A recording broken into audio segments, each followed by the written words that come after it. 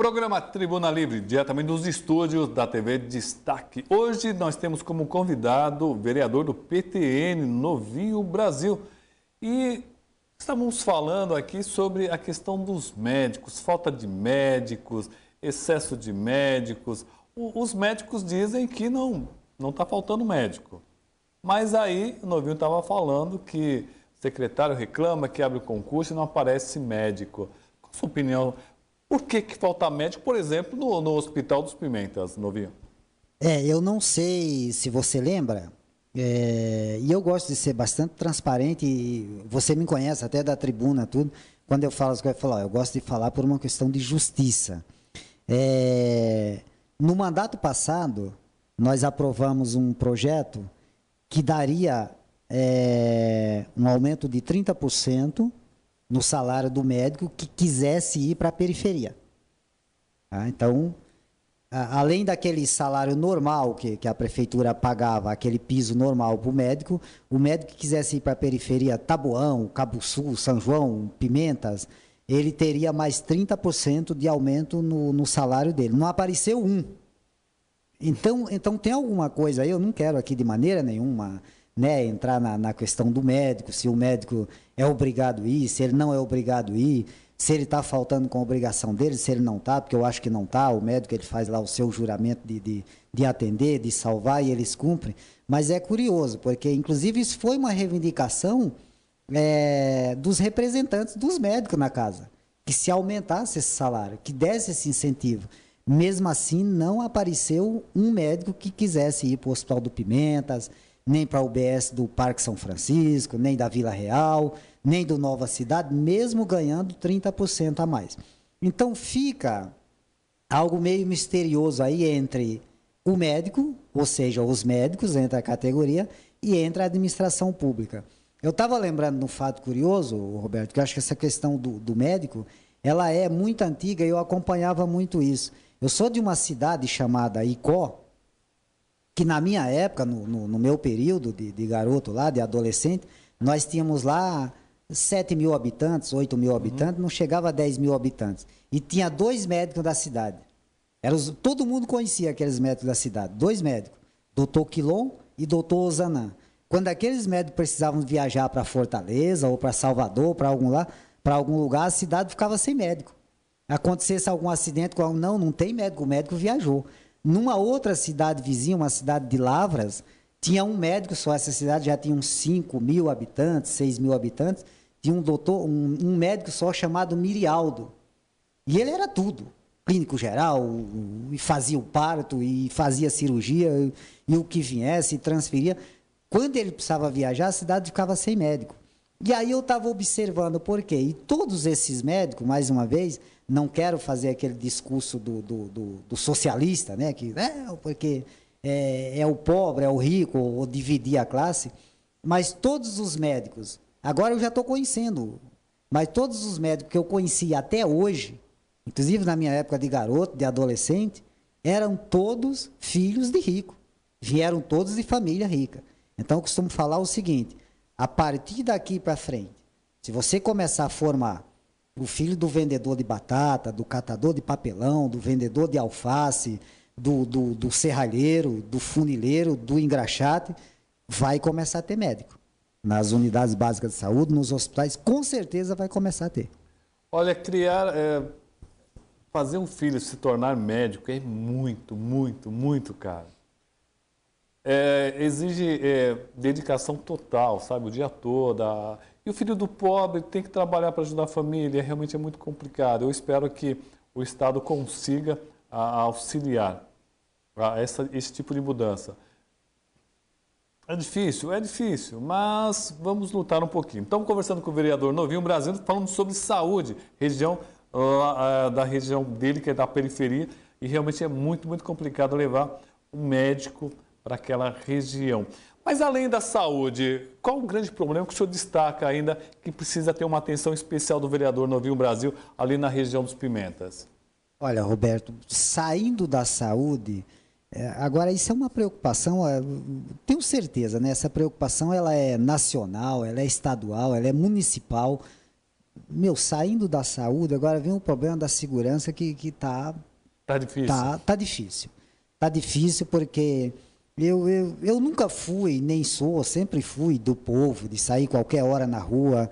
Nunca fui um camarada assustado, mas eu ando bastante preocupado com muitas coisas que a gente vê toda hora acontecendo, com garoto, crime sendo cometido por garoto, por crianças, por adolescente, assim, a Deus dará, sem um freio. A coisa da segurança, ela está sem freio, ela está realmente uma coisa desenfreada.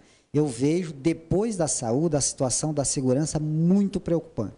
Não só na região do Pimentas, como um todo. Mas antigamente se falava muito que a violência, o caso de roubos também, assalto, era relacionado à falta de emprego. Hoje em dia tem falta de emprego, mas não é tanto. O que será que está levando esses jovens a tanta violência, vereador? É uma situação... Aliás, ele é vereador e também é pastor. Tem alguma coisa relacionada com também a questão de religião, com relação à família? O senhor acha que falta um pouco de reflexão da igreja ou da família?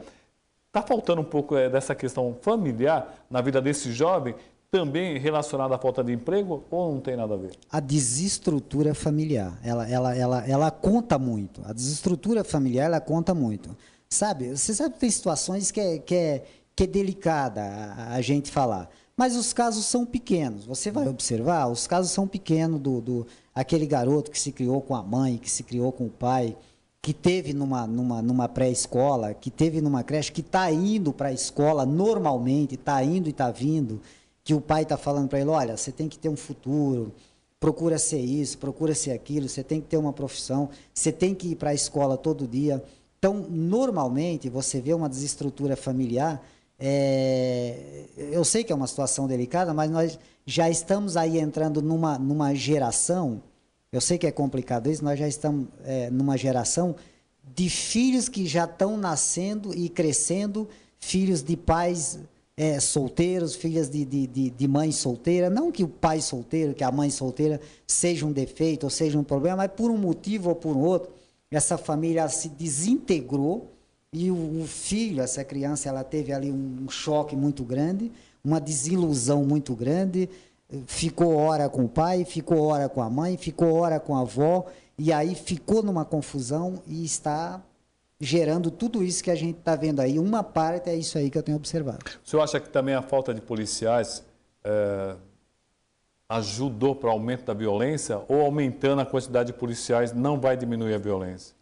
O efetivo é pequeno, o efetivo é pouco, realmente. Eu acho que com a presença da polícia na rua, uma presença mais efetiva, ajudaria muito. Até nós chegamos a discutir aqui em Guarulhos uma época, mas daí ficou só na discussão, acabou dando uma recuada. Muitas vezes eu vou até em São Miguel Paulista, porque, por incrível que pareça, para você comprar alguma coisa rápido, São Miguel Paulista acaba ficando mais perto da minha casa do que o centro de Guarulhos. Eu falo isso. Que o centro de Guarulhos. Em 10 minutos eu chego em São Miguel Paulista. E vou lá, às vezes, resolver alguma coisa. E é bem interessante o que nós chamamos, o que eles chamam, né, de operação delegada em São Paulo. Então, eu sempre vou, a minha filha caçula, ela me acompanha muito, e eu falo, olha que bacana, filha, porque é incrível. Você sabe que São Miguel Paulista é um formigueiro humano. E toda a rua que você entra, você cruza 2 policiais. Todas. Então, funciona. Se realmente jogasse esse efetivo dessa polícia na rua, um efetivo mesmo, com o objetivo de combater mesmo, olha, vamos criar uma operação para combater mesmo a violência, tentar erradicar a violência, não erradicaria, porque sempre tem um descuido, uma coisa que acontece, mas diminuiria bastante a presença efetiva da polícia na rua 24 horas. Foi tentado colocar aqui na cidade de Guarulhos, infelizmente parece que as autoridades naquele momento não entenderam que seria a melhor opção. O discurso é que o policial já trabalha no dia a dia, na Polícia Militar, seria uma espécie de desumanidade arrumar mais um bico para ele. Mas vale lembrar que de uma forma ou de outra ele acaba procurando um bico, não, vereador? E aí seria uma forma de você trabalhar com toda a segurança dentro do próprio município. A grande vantagem da operação delegada, você sabe que eu fiz muito tempo, fiz parte do CONSEG, eu era diretor de assuntos sociais do CONSEG, antes de ser vereador, né? Agora eu não posso mais porque o regimento não permite. E o próprio policial, ele aprova o projeto, a operação delegada. Por quê? Porque ele mesmo, ele trabalha 12, descansa 36. Ele mesmo diz que uma parte dessas 36 horas ele fica ocioso, são muitas horas para ele descansar. O policial mesmo, ele assume isso, que ele não precisa de 36 horas para descansar. O que aconteceria?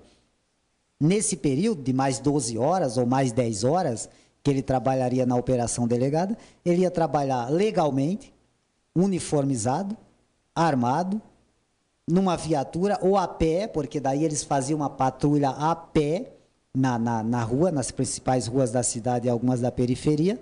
E eu conversando com o capitão Neto, que agora é Major Neto, ele falou assim, automaticamente nós dobraríamos o efetivo que nós temos. Nós não precisávamos contratar mais homens. Se nós temos um efetivo de 400, diminuir nessas 36 horas para 12 horas de folga, nós de 400 dobraríamos automaticamente para 400. De 200 dobraríamos para 400, porque eles iam estar mais 12 horas na rua trabalhando legalmente.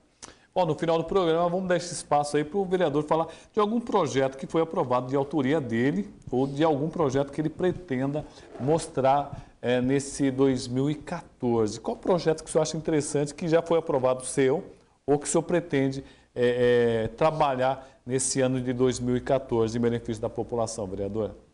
Olha, um dos meus projetos que foi aprovado na cidade, que eu acho que deu mais repercussão, que até algumas pessoas criticaram, mas já é lei, já... Bom, mas foi aprovado, foi sancionado, porque muitas vezes é lei, mas ele é lei lá em cima, lá na esfera maior, na esfera federal, não chama a atenção de ninguém.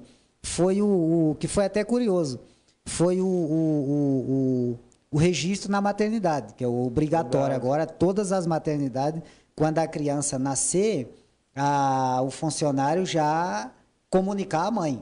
Você tem o direito de sair daqui com o seu registro gratuito, antes de sair da maternidade. Por que eu identifiquei isso? Porque a pessoa lá do sítio São Francisco, como eu falo, lá do Vila Real, lá do Leblon, ele vinha aqui ganhar o seu filho aqui no JJM. Aí ele ganhava o filho. A mulher ganha o filho, com 3 dias liberam ela ia para casa, e muitas vezes, Roberto, muitas dessas pessoas, pasmem os senhores, ela ia para casa, aí o pai ficava naquela, peraí, eu compro uma lata de leite ou eu pego o ônibus para ir registrar o menino? É a pura verdade. Se eu for registrar o menino, eu vou deixar de comprar a lata de leite. E aí isso ia passando, daqui a pouco está a criança sem registrar com 1 ano, com 2, com 3, com 10, daqui a pouco com problema para passar no médico, com problema para... E identifiquei vários casos, falei, não, isso precisa acabar. Então é um dos projetos que eu aprovei, que eu achei super interessante. E agora, nesse mandato, eu tenho vários projetos protocolados também. Um deles que é um projeto aparentemente simples, mas um deles também é que propõe, ou sugere, ou obriga, porque a palavra obriga acaba sendo gritante, aí cai no vício de iniciativa, aí o prefeito não quer sancionar, fica aquela confusão. Colocar armário nas escolas das crianças, na prefeitura municipal, né? Porque eu não posso legislar sobre o Estado. Por quê? Porque numa pesquisa feita, até conversando com uma médica amiga minha, a maioria da população que tem problema de coluna adquiriu na ida para a escola. Adquiriu na ida e na vinda para a escola. Mais um caderno, mais uma caixinha dentro da mochila, e você só pode carregar de peso, é um absurdo. Você só pode carregar quando... Uma boa ideia, não tinha pensado nisso. A criança, em vez de a criança ficar levando e trazendo material de casa, um armário na escola. Bacana, boa ideia. Sai mais barato para a prefeitura do que dar a mochila.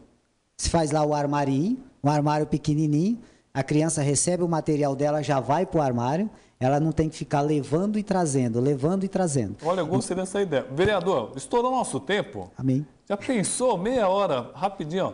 Bacana, hein? Bacana. Gostei dessa ideia, hein? Desse projeto aí.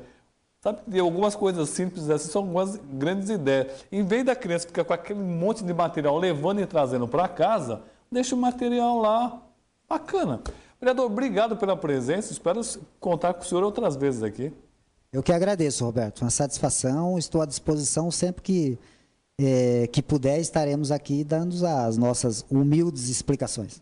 Muito obrigado. Gente, obrigado pela audiência mais uma vez. Esse programa vai para as redes sociais e você sempre pode acessar pelo Facebook, pelo Twitter. Procura lá Roberto Samuel, Tribuna Livre, e você vai encontrar o nosso programa. Muito obrigado pela audiência e até o próximo programa.